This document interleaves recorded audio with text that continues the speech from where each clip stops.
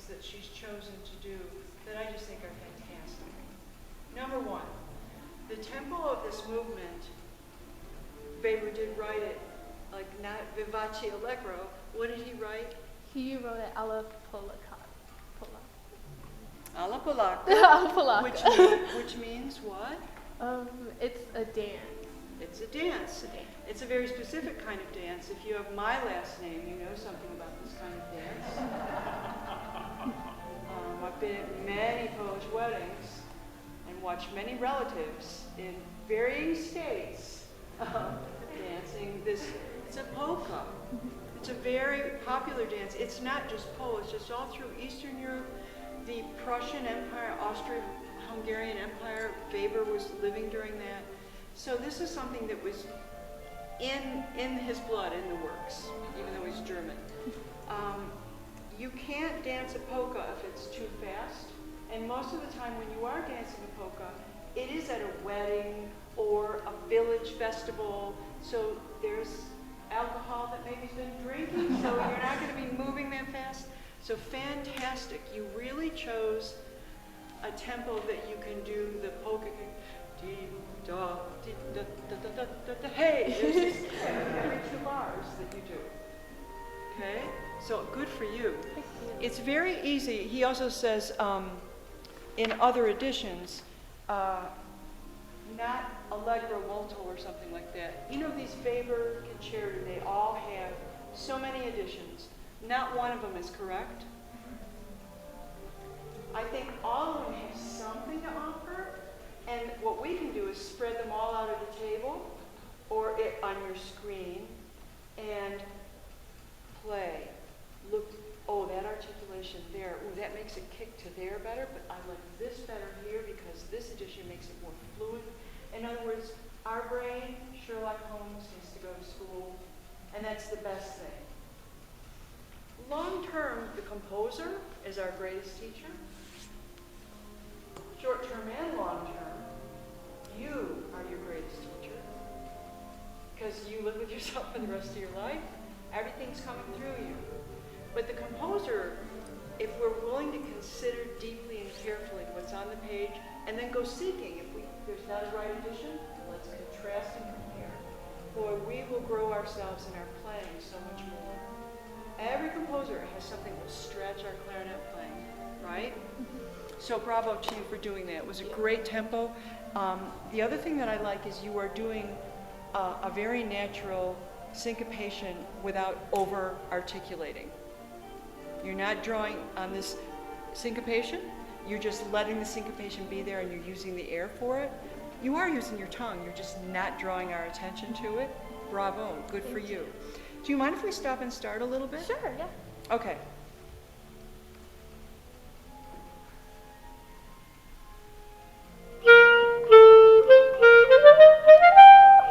Great. Would you, for fun, just experiment with leaving your body long and happy and proud?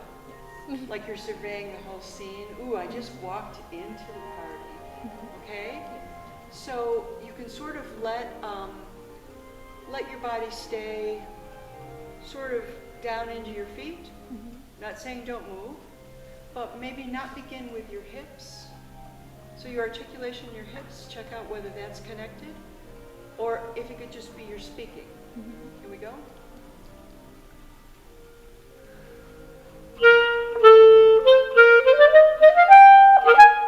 Wonder what would happen if you just asked yourself to stay on both feet.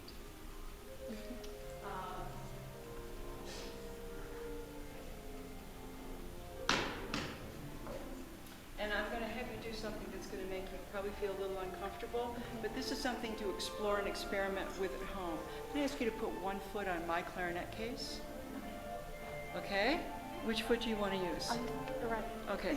So pick it up and just let it drop on there. And I know now you feel like, oh my God, I don't want to break. So what I'm going to ask you to do is just start again. Okay.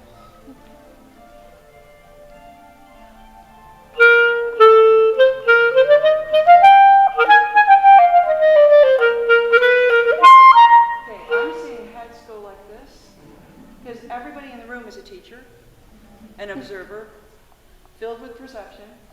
Okay? What are you experiencing right now?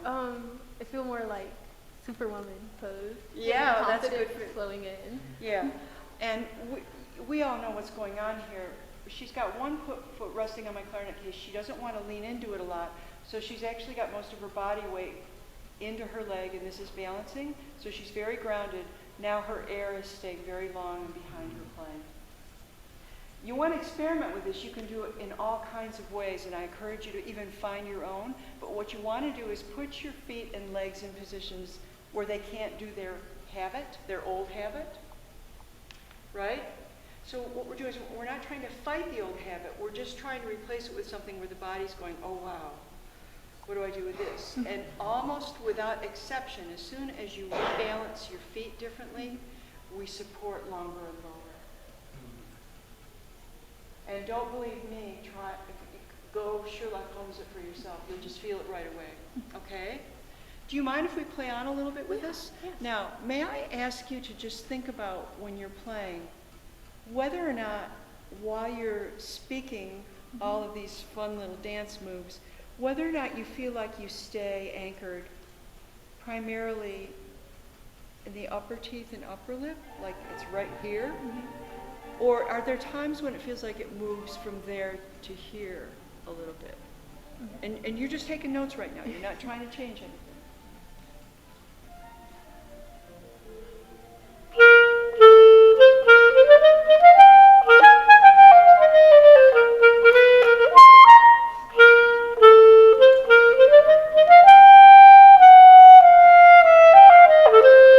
So first time through, we heard what a marvelous natural musician she is. Everyone who's here, just hear how singing she is? And she could dance a polka.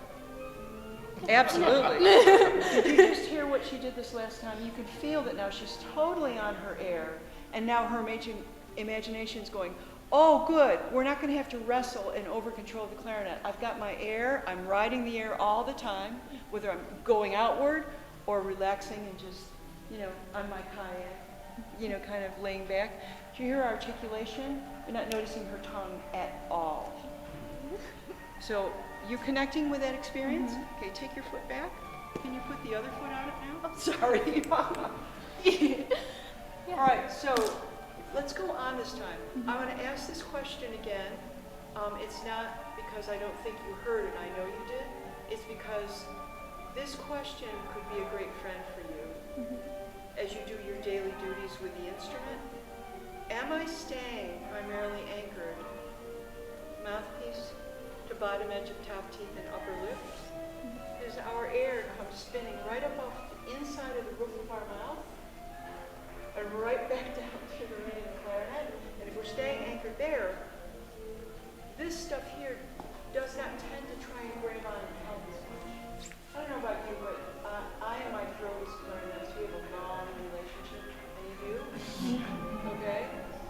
This is just primarily a great way to reorient.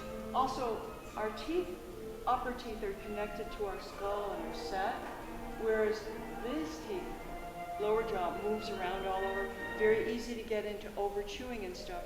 When meanwhile, your tongue shape and voicing is gorgeous, and when your air is spinning like you are right now, you're using even less tongue motion. Should we go on? Yeah. Same. Okay. Start from the beginning. No, not from the beginning. Oh. Right where you finished off. Okay. Upper lip and upper teeth. Can you stay really enjoying that relationship to the top of the mouthpiece?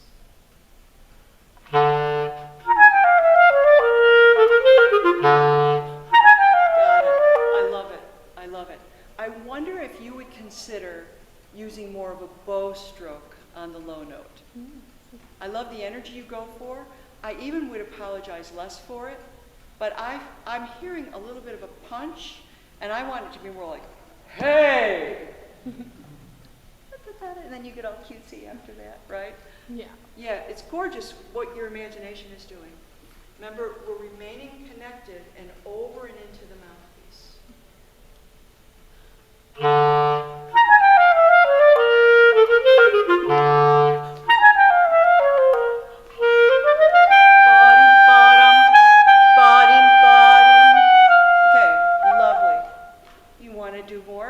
that corner. Maybe wink at somebody across the bar room. Yeah? Can you start with even,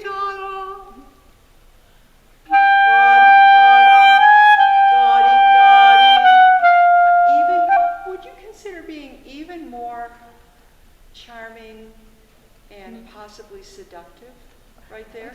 In a good way? Yeah? Same thing? And again, you're feeling your breath and relationship. The anchor is so beautiful. You're resting on your thumb, and the other point where it's connected with our body is just so stable here. We're not controlling the instrument mouthpiece here, but we're trusting between thumb and right here. So the wind can go right back down through the horn.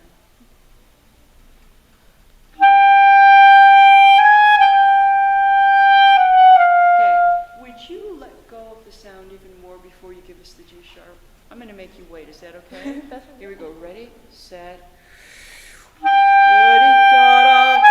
Body, body. Diminuendo before the G sharp.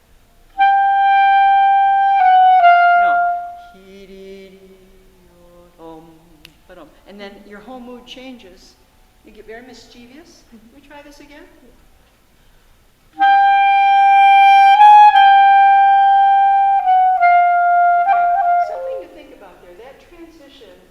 Is our first one into something more cutesy and mischievous, right? Since we've opened the piece.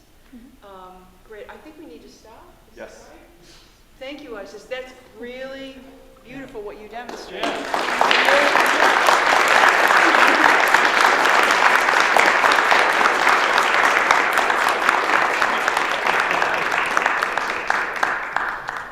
Oh, I was going to grab that. Oh. Thank you so much.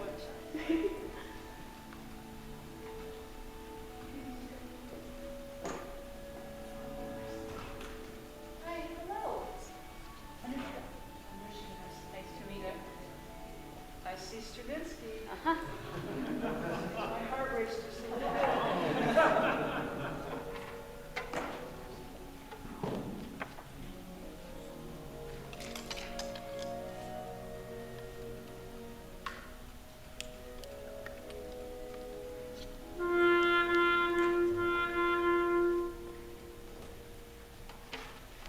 Have many of you come from lower elevation? Are you experiencing what I seem to be experiencing, that my reads are different, completely different personalities and individuals? Yeah? And I thought last night there were 3 of you that had turned into friends and relatives, but today they seem really cranky. Even going up to the lake, it's different from here. I bet, yeah. How about that? So, I'd like to ask you, would you like to perform all 3? Sure. Great, fantastic. Unless you'd prefer me to stop, which I'm happy to. Do all 3.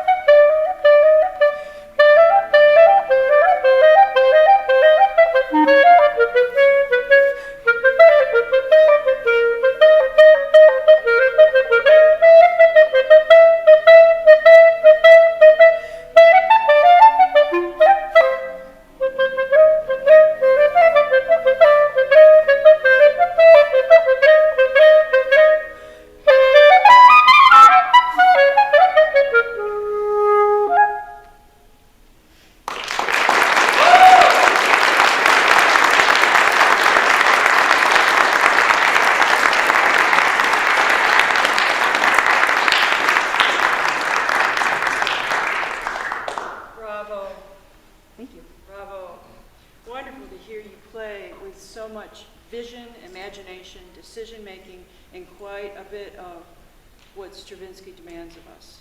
Just fantastic. So I want to, if it's okay, stay on the B-flat for a moment or two. I wondered about this region. Maybe there's something incorrect in your addition here, where it starts moving up to the B sharps. Would you mind playing in slow-mo from right here? Maybe.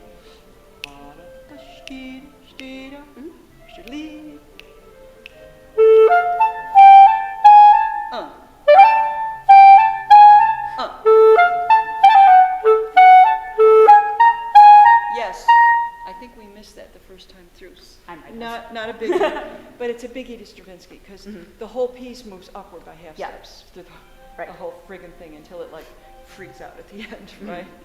It's like a saxophonist takes us over here at the end, like, you know. Right. So that's really important. Okay. Good. In this movement, I feel that you've just accomplished so much with it. I wonder about the articulation being a little bit more sound energy laden and less tongue press laden. Does that make sense to you? I've been told that many times before. Oh. No, that's okay. It's for all of us. How many of you have worked on this movement? Okay, so how do you get all that energy, get really excited, and suddenly the tongue is like, it's got the gloves on, it's ready to go. And actually we need the opposite. We need to feel in our sensation that it's all fast air torrent, and that even when it's accented, it's not a stronger tongue, it's stronger air behind the tongue. Now, one doesn't work on this for a couple days and then have it, especially on a piece like this, where, oh my God, he's been so inventive in how he uses articulation and slurs, right? Wonderful, wonderful things he did in this movement. All three of the movements, can you all feel the way he's always got us rocking around between 3 and 2, groups of 5s, groups of 4s in the first movement. One of the things you want to do is imagine you're playing and you've got this big, beautiful wood bowl and there's a marble in it. And the way the marble kind of ebbs and flows.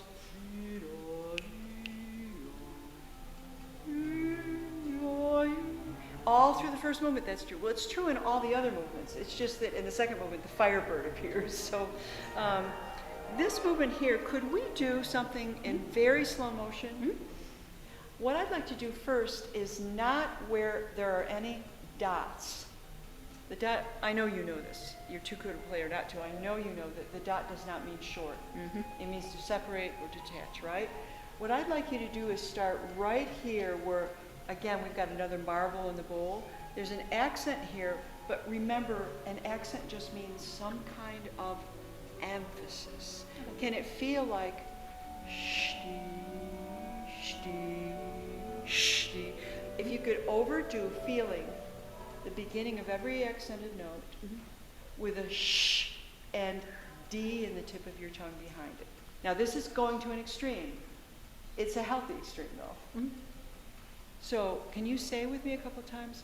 Sh D. A little more sh D. You don't need to sing on. Just feel a little more resonance inside your own body. Sh D. D. There you go. Now the back of her tongue is not like this, but it let go. If you ever want to work on articulation and make your short staccato better, practice some long using D on the front of your tongue rather than T. If you want to even work on it deeper, use Th. It'll be your cleanest, clearest articulation, I promise you. The great articulation is in the airstream, it's not in the tongue. We want the tongue to do less, less, less, and just hold its shape. So now you're going to play, and on every one, we're going to do it at shti, shti. You're going to feel mostly sh and the da right at the end of the sh da. The tip of your tongue is going to stay so close to the root. Okay.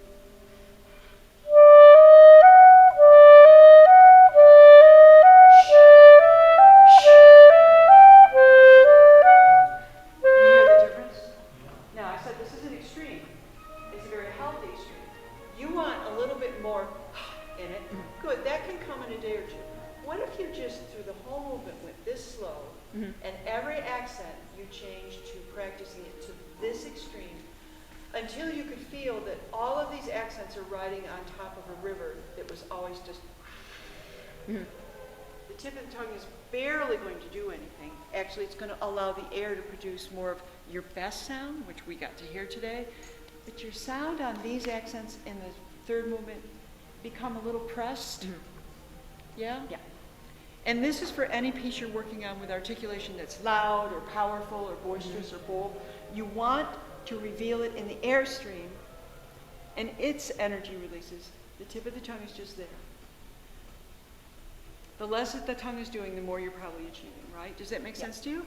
Okay.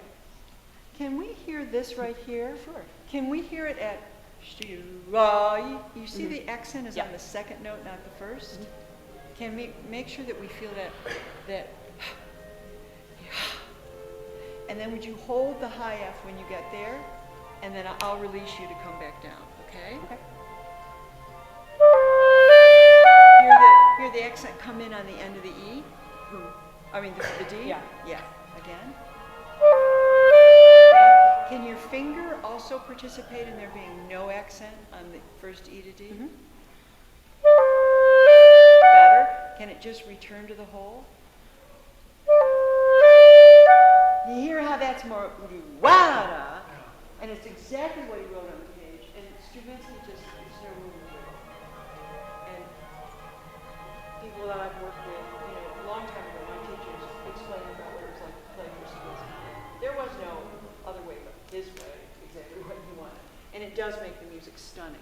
So that's another thing in this last line. If you don't kick off, oh, ah, but more, you roddy. You see what I mean? Yeah. Can we do it in slow-mo? Let there be no finger accent into that first D. Hold it. Bravo. I practice it that way about 20 or 30 times a day. Okay. And after the third day, just play it however you hear it and feel it, and I bet your body will go, see? But now you're letting the air do more of the work instead of tongue and fingers pounding. Yeah? Yeah. Okay, so I'm happy to be the next person next to you who cheerleads for that. Thank you so much. Thank you. Bravo.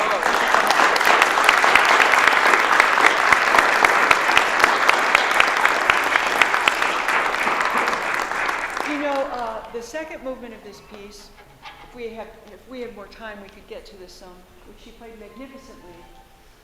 It's got a lot of material in it from the Firebird, and even some material from the Rite of Spring in the middle section. So if you're listening to those pieces with score and you're thinking about the Stravinsky pieces, you're going to see effects and things that are, hiya. Hello. I'm Deb. I'm John. Nice to meet you. Nice to meet you as well. And what you want to do is go ahead and let the Firebird be there.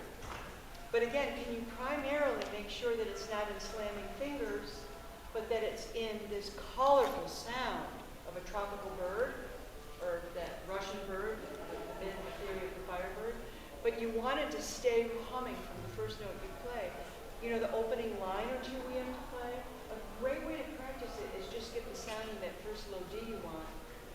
Play it in distorted rhythms but under tempo, overemphasizing, do I have the same color and same vitality in all the octaves? So, yeah? You see what I'm saying? Same thing in the end when we do the high Gs, right? I think when we get a little too broken up in the sound, then we start sounding a little too gymnastic and like mammal-like instead of staying bird-like, fluid, color. You know, imagine that. There it is, you know. If you just let the sound anchor what you're doing, you'll be taking care of more things with your facility, finger facility, faster and more easily than if you decide to like muscle it with your fingers and body. Then you're just going to have to backtrack again to find the Firebird all over again, right? Middle section, you think of parts of the Rite of Spring where these layered chords down low, sort of like in the beast end of the orchestra are going.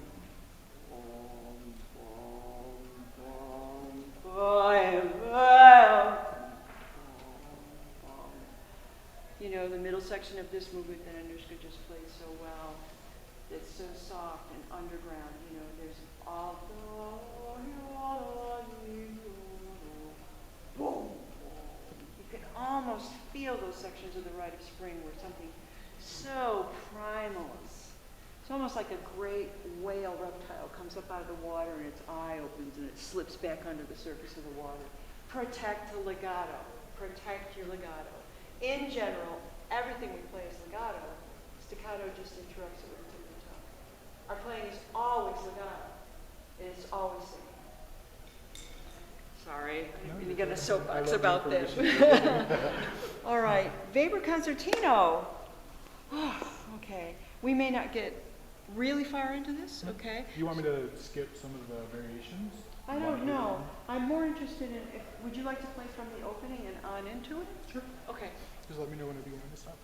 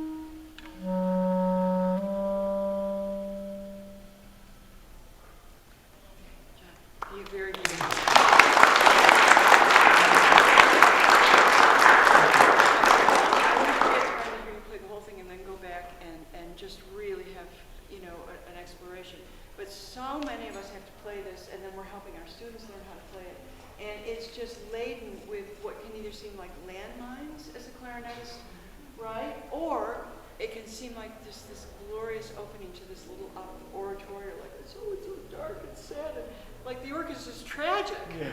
And when we come in, we're all alone. It's just like so alone, right? There's a few things I think that we need to be really picky about because you're such a fine player. And I think that if you sort of try to go a little bit more with exactly what Weber has on the page, depending on the edition again. Right. And there, boy, did a lot clarinetists from our past like to add a lot of gobbledygook. When in doubt, start with more simple. When you're sure it's convincing in terms of direction and everything's there, then if you want to add little fun ornaments, do so. But first, make sure the boat doesn't sink, okay? Would you just start the opening again? And I'm so sorry, I'm going to do to you what Icsis dealt with. You actually are pretty stable. Would you just place the first B flat on top of your column of air? Like imagine the color you want. You went for something so soft, and I love that. I'd rather you go for it and miss it, like every day. But I think you can let the air fill you, and then just listening for exactly the color you want, and how sad it's like. Oh my God, the orchestra just like, you know, there's monsters nearby. Okay. So you want to, and stay softer longer. Okay. Okay? So you're going to feel that breath gather, and then hear and feel yourself just put the B flat on top of it.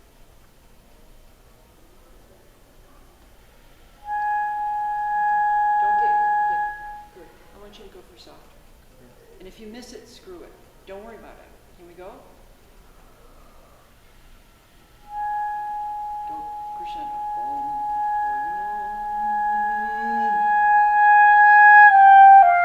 Okay, stop. Would you consider letting the 16ths fall rather than holding the first 16th back? You can always go back to that as soon as you leave here, right? Okay? Can you make sure that you don't start your crescendo till you hear the double basses do that? Okay. Yeah? Alrighty. Gorgeous control. I'm so jealous. My reeds don't sound like that right now here. Right? Here we go. So you're going to feel the breath fill you and stay, and then just put the sound you imagine on top of it. Okay? I wonder if your fingers could be slightly calmer, still alert, but not as involved with starting the note.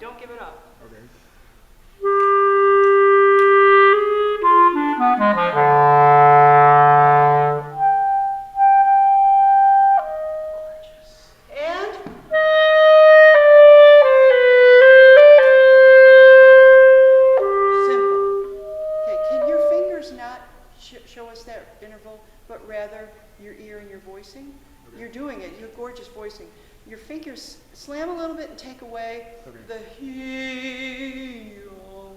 Okay. There's such a hurt in that interval, right? Yeah. Start with gorgeous, John. Play. You can take your foot off there now.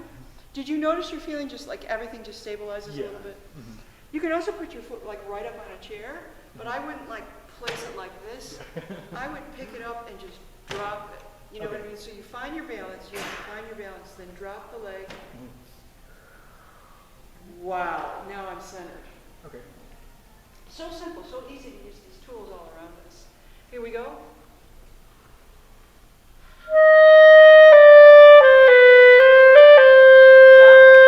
Don't show us any expression in your fingers. Don't show us any of the expression in your fingers, just for fun.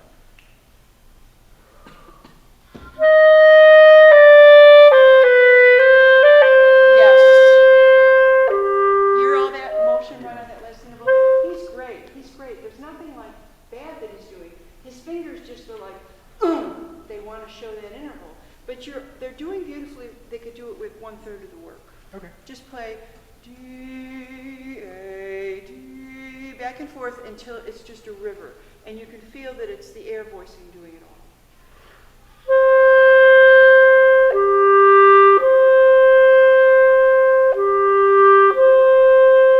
Okay, is it all right? Is it all right if I touch your finger? Yeah.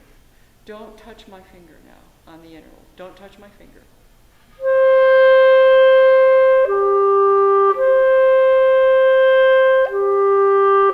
Hear the legato now? Okay, so when a teacher comes along and starts saying this to you, know that they go back to their practice room and they're wrestling with themselves. Oh my God, why are you doing that with your fingers? I mean, we're all in it together. But the fact of the matter is, when we use too much work in part of our body to do the job that actually our air and imagination is doing, and our voicing, it's not going to be nearly as beautiful, nearly as Weber. It's going to be a little more like there's something stodgy there instead of it being this, oh, it's like a knife to the heart. And then you're scared again, like you were on the first B flat. Go on the second, this piano entrance now.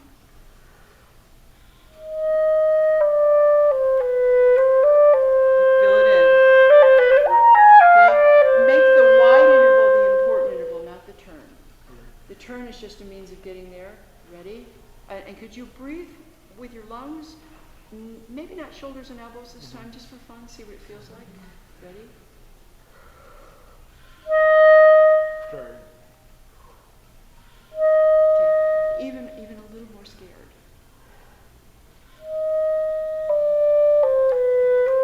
Here we go. Here, the appoggiatura. Now wait longer to crescendo. Oh, but Yeah, you're playing the trills too long. Use this very steady. Just let the trills grow. Good luck on the G sharp trill. I'm so glad it's you and not me right now.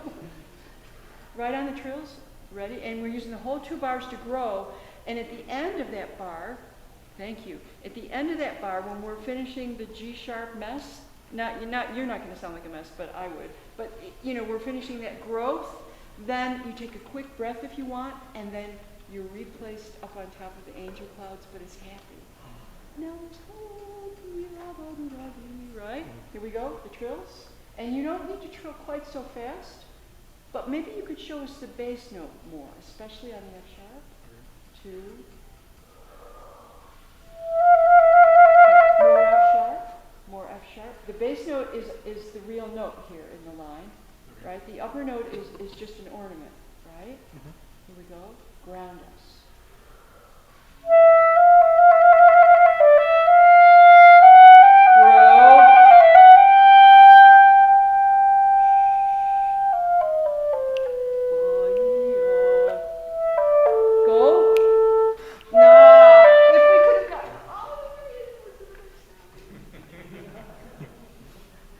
That's where the clarinetist and the musician and us start fighting.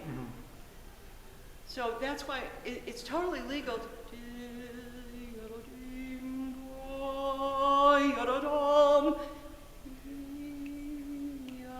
the texture in the orchestra and the piano totally changes there.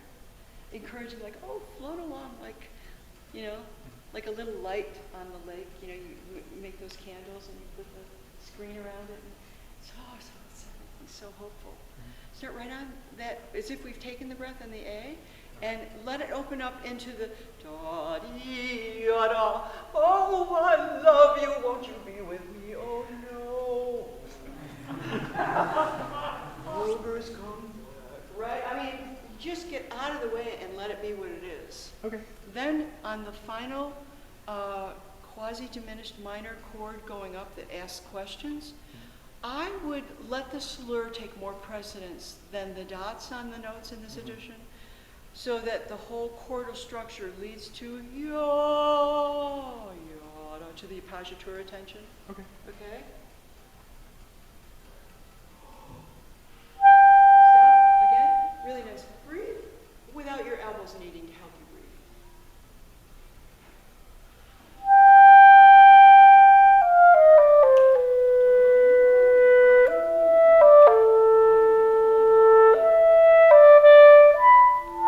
Okay, and you can breathe after that. But can you bring us into that E more? Sure. Let it open into there. Here we go. Ready? Okay.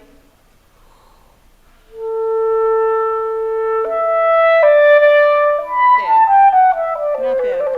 I know we're almost out of time. We're just going to do this because this is so important. On this A again, and really let it grow into the E. And everything after that, I know in this edition it says to still balloon here, but I'm not sure that that feels natural. Most clarinetists, do, dee, da, da, da, da, dee, da, da, da, and we're here. And then we talk and express and get all mushy, right? But it's not dee, da, da, da, da, da, da, dee, da. That's over dramatic. Now we're in soap opera territory, right? Okay, try again. From this A, just breathe almost as if you're trying to hide from me that it's rushing in.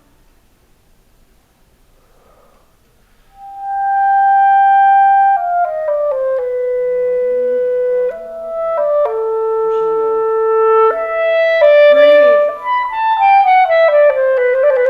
Okay, would you consider for a week or two, just for yourself, to take that ornament out? Sure. So that we hear the resolution of that turn to these two intervals, because those two gestures set up the long two-bar answer phrase. It's not a long phrase, but compared to one bar it is. Can we start right on shi da di da? Would this be a down bow or an up bow on the C sharp if you were a violinist?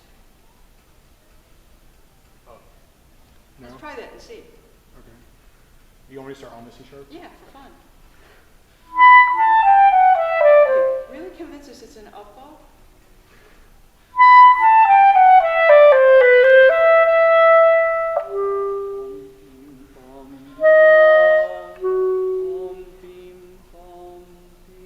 Okay, see, you're taking away from the real tension bar by slowing down even more. It's the bar before we play this that has the extra tension. Okay. See what I mean? It's the space before we come in, and then we emerge out of it. Can you start from F sharp?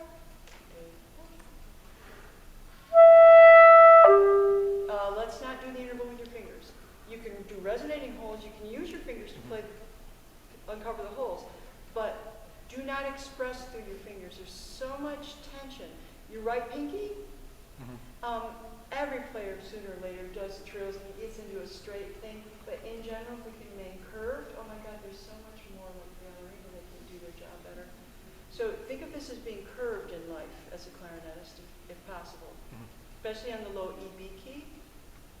I'd really work for that actually, daily, in daily duties, like for weeks and weeks, and you'll notice something change in general in here too. Okay. Here we go.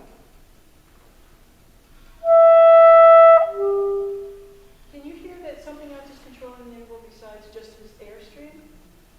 Use 1 and 2 in the right hand this time instead of 2 and 3, just to change it, so you have to do something new. Okay.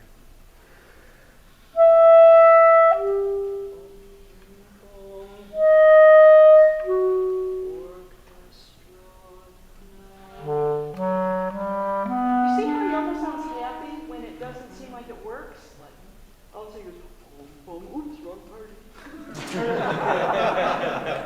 you need to like re-emerge out of like behind the curtain. Is it okay if I come back out now? So you're over-articulating with a little more detachment is not really in character for what he sets up for this moment. Start from the low note, very long bowings. Just change the bow direction on each note. Don't lift at all. Okay. would you start without using your hips and elbows this time, just for fun? Okay. Would you start from a murkier, more suspenseful place? Good. Even a little softer.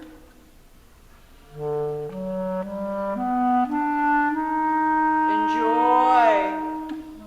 And then that has to be filled in. You hear how that's just all, it's like all for that moment there. Really beautiful.